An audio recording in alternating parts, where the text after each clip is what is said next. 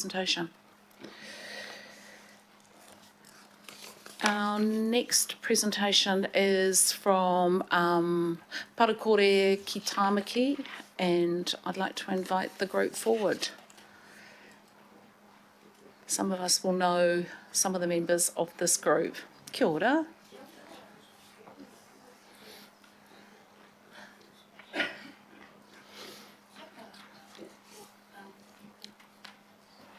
Kia ora. Morena. Kia ora. Ki te tātuku māma no Ngāti Maniapoto, ki te tātuku papa no Ngāti Porou, ko Pini na Kahui Makano tuku ingoa. Kia ora, my name's Pia. It's nice to be here today. Kia ora.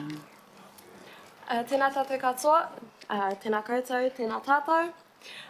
Ko Ngāpui tōku iwi kei runga i te motuna, ko te arua tōku iwi kei te kei o te wakara. Tēnā tātou ko Waiatara me ka tupu tōku ingoa. Ngā mihi, kia ora everyone, I am Waiata. Kia ora. So, we have a little presentation for you guys. Where do I click it? Is it doing it? We might need maybe just straight up at it, Pia. Yeah. Okay. Okay. We'll just take a moment. Actually, just while we do this, do you want to just bring your speakers just a little bit closer? With a lot of people in the room, it actually deadens the sound a bit. There we go. Awesome. Beautiful. Cool. Can we go back? Beautiful. So, we are the environmental youth leaders for Parakore ki Tāmaki. So, for the past year and a half, we've been going around to kura kaupapa, Māori organisations, marae, and we've been taking zero waste initiatives to these places through a Te Ao Māori perspective. So, for the past couple months, we have been going around to specifically kura kaupapa, so schools, and teaching them about plastic pollution. We took our water strategy video to these schools as well, and we just did a lot of work with them around the effects of plastic pollution, consumerism, and how we can make a difference for our moanas. And through a Te Ao Māori perspective, we worked through atua, so we were talking to the hini moana and tangaroa opposed to our oceans and the water. So the photos that you see here, we went to a couple of schools. This is Weymouth Primary on the right and the top, and on the bottom is Hoani Waititi Marae. And so we like to take this guy here, Tama Kahurangi. He is a real New Zealand sea turtle, and unfortunately he died on the east coast of our waters. And Sustainable Coastlines, they found him, they put him in their boat, and unfortunately when he passed away in their waka, and when they opened his stomach they found a whole lot of plastic, and actually that image up there that you can see is all the plastic that was found in Tama's stomach, as well as a couple other turtles. So there was things like plastic bags, bluebird chip packets, lollipop sticks, fish hooks, fishing wire, a whole heap of stuff that you could totally expect to find in a turtle stomach nowadays. And we took Tama around with us, and he was a massive education and conversation point for our tamariki, because they obviously connect with animals, as most of us would have and do. So it was really awesome to have Tama as a conversation tool, but not as a realistic point of view, I guess. So we also go around and we do this education with marae too. So this is Orake Marae, Hoani Waititi. We do waste audits of all their skip bins. This was a marae skip bin, so as you can imagine, it was pretty gross. There was things like nappies and kai scraps and plastic, all in one marae skip bin, and we ended up, that bag that they're holding up there is from the entire skip bin is the landfill. So we do a lot of education around waste minimisation. We also specialise in events. Events are a huge part of Parakore ki Tāmaki. Whenever there is an event in Auckland, we aim to, and when we work it, we aim to divert at least 80% from that event from landfill. All these events are rangatahi-led. They are all rangatahi based, and we always make sure that we divert as much as we can from Papatūānuku. Oh, yeah, just having fun. So a couple months ago, we were approached by two beautiful, amazing people who wanted to do a water strategy video with us through the corridor of if the Y could speak to us, what would she say? And I'm not sure if many of you seen it, but this is it. Oh, do we have sound?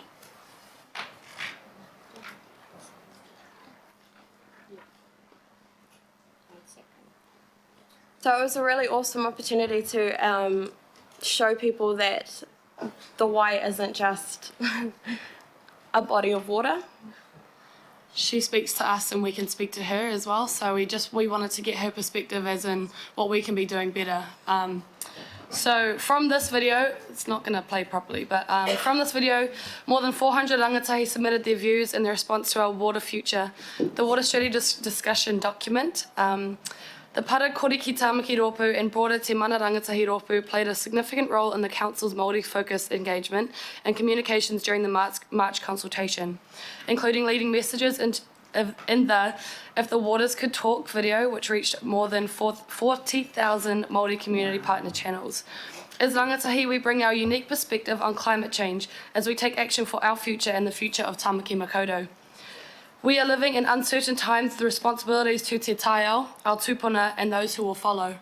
So this video was just It was a way to connect on more levels than just rangatahi and just adults. It was a way to get rangatahi to actually pay attention and even want to pay attention. Yeah. So that's us. Kia ora. Ngā mihi. Ngā mihi. Kia ora.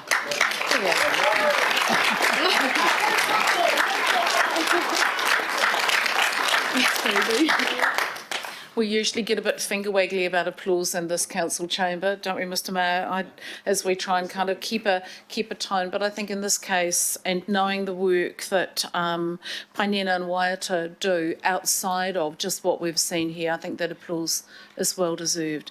I'm sure there will be a well-aimed and focused question.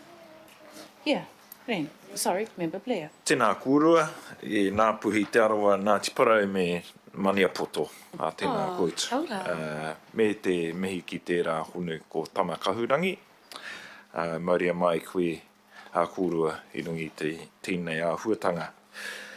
I must congratulate you both because it's quite daunting to sit here in front of all these big chiefs of council, but you delivered an excellent āhuatanga of your mahi, so well done Pia me Waiata. What would you need in order to, if you had to take over Auckland, and I hope you do, We'll try. what would you suggest that we could do to ensure that Tāmaki Makaurau was really parapara kore? For me, I would say the education of our tamariki first, educating our tamariki and our rangatahi because we are the future and we are the leaders for our generation. So once we educate and we inspire and we activate change and we find a passion and activate the passion in the rangatahi, that's where change comes and that's where activation is. And so if we could make sure that our rangatahi are educated in finding their passion and following their heart and following their intuition, I think that's the way of the future. I was hoping you're going to ask you needed heaps of money from us to do That too. But, we do need funding. I'll be a bit more bold than you to ask that for you. But okay, so education, the connection, bringing all the rangatahi Māori and Māori and Pacifica we're focusing on just because there has never been a place for us with this cohort. And what about non-Māori? Would you like to help them as well? Yep, totally. So I think that once our Indigenous people are inspired and educated, then the kōrero grows from there, and we are in this together. So it's about getting us in the front line first and giving us the power to speak, and then hoping it will follow, I guess. Kia ora. And last question, Councillor Hills, and would you like to move the vote of thanks to Pia and Wai? Aye, thank you. Kia ora rā kōrua. Thank you so much for coming and speaking to us. I seen the amazing work you're doing already, but I think it's great to have that shared with a much larger group today. But I guess my question is, and I know you can convince young people because I've seen you and I've seen what young people are capable of and kind of just get it. How do you think we, including you, like as a community, convince all generations and all Aucklanders and I guess New Zealand that we need to take action? You know, I think young people are leading the way and not all generations aren't leading the way, but how do we get more people on board with the mahi you're doing and actually supporting it?